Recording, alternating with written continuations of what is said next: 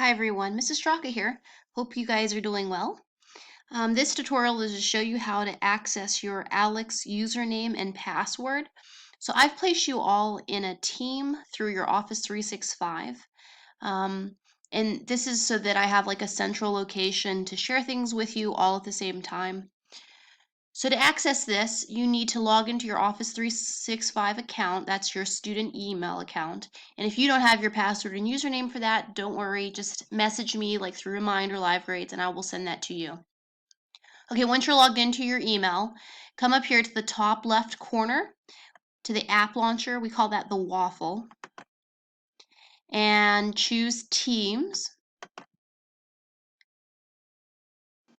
Once this loads, so if you see right here, like I've clicked on Teams here, and then it shows me all the teams that I'm in, and you might be in multiple teams as well that your teachers have added you into.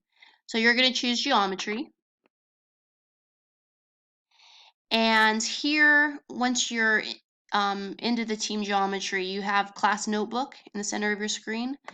Click on that, and this takes a second to load.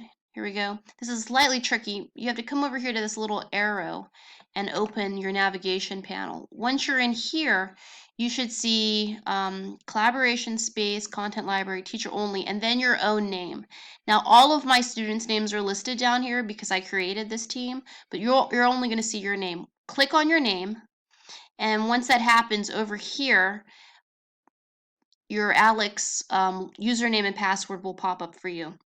Now, anything that I put in under your name, only you and I can see.